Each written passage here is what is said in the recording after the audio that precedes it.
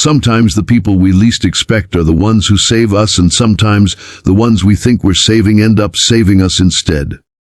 Tonight, I want to tell you a story that will stay with you for a very long time. It begins with a little girl at a bus stop who looked up at a young woman with tear-stained cheeks and said words so powerful they changed both of their lives forever. "You need a home, and I need a mommy." It was a rainy evening, the kind of evening where the streets are empty, and the only sounds are the drops splashing against the pavement and the occasional rumble of a bus passing by. On that bus stop bench sat a young woman named Claire. She was in her early 20s, hair messy from days without a proper shower, her clothes worn thin from weeks of living on the streets. Life had not been kind to her. She had aged out of foster care, bounced between jobs that never paid enough, and finally ended up with nothing but the backpack at her feet. Her heart was heavy, not just from hunger and exhaustion, but from the loneliness that never seemed to leave her. At the far end of the bench, there was a little girl. She couldn't have been more than 7 or 8, her tiny hands clutching a stuffed bunny that looked like it had been hugged too many times. She had big brown eyes, the kind that looked straight into your soul, and instead of fear, there was a quiet wisdom in them. The girl glanced at Claire and studied her, as if she could see straight through the layers of pain she carried. And then, with the innocence only a child could hold, she spoke. "You look like you need a home. And I need a mommy." Those words pierced through Claire's chest. At first, she thought maybe the little girl was joking or pretending, but when she turned her head, she noticed something strange. The girl was alone. No adult waiting nearby, no parent rushing back with groceries. Just her, sitting in the cold with nothing but that bunny. Claire's heart dropped. "Where's your mom, sweetheart?" Claire asked softly, trying not to frighten her. The girl looked down at her bunny and whispered, "I don't have one anymore. Daddy, he went away too.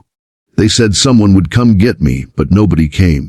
I've been waiting at this bus stop because he told me once that buses take people to better places. I thought maybe if I waited, someone would find me." Claire felt her throat tighten. For so long she had believed she was the most forgotten person in the world. But now, sitting next to this fragile child who had lost everything, she realized there was someone who felt the exact same way. Both of them abandoned. Both of them unseen. The rain poured harder, and instinctively, Claire opened her backpack and pulled out an old, ragged sweater. She wrapped it around the girl's shoulders. "Don't worry," she whispered, her voice trembling. "You're not alone anymore." From that moment, their story began. Claire knew she didn't have much, no money, no stable place to stay, but she had a heart that still beat with love, and maybe, just maybe, that was enough.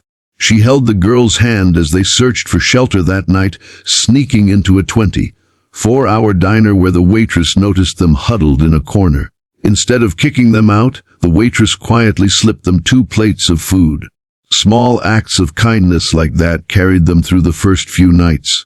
Days turned into weeks, and slowly, the bond between Claire and the little girl, whose name was Emily, deepened. Emily began calling her Mommy, without hesitation.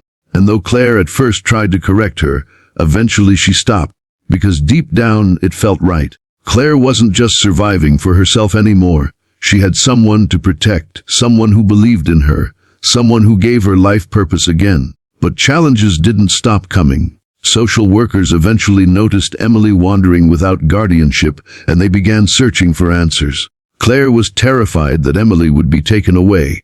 She pleaded with them, begged them not to separate them, explaining how they had found each other. At first, nobody listened. After all, how could a homeless woman with no job or family prove she was fit to be a mother? But Emily, brave and fearless, spoke up in front of them. With her tiny voice, she said, "Please don't take me away. She's my mommy now. She's the only one who hugs me at night. She's the only one who makes me feel safe. I don't need a house if I have her. She's my home." Those words melted even the coldest hearts. For the first time in years, someone decided to give Claire a chance. They placed her in a program for young women trying to rebuild their lives, offering shelter, food, and counseling. Claire grabbed that chance with everything she had. She worked tirelessly, taking on small jobs during the day and studying at night. With Emily's laughter filling the tiny apartment they shared, Claire discovered strength she never knew she had. Months passed, and slowly everything began to change. Claire secured a steady job, saved enough to rent a modest place, and with Emily by her side, she finally had something she had always dreamed of: a family. Not perfect, not traditional, but real. The story ends years later, with Claire watching Emily walk across the stage at her school graduation.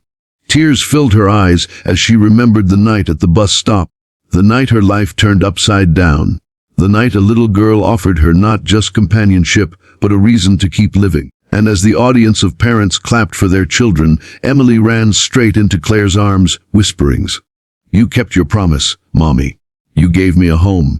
The Claire held her close and whispered back, "No, my love. You gave me one too." Final inspiring message for the audience: sometimes, family isn't about blood. It's about love, about two broken souls finding each other at the exact moment they needed it most. Home is not a place with walls and a roof. Home is where someone sees you, accepts you, and loves you unconditionally.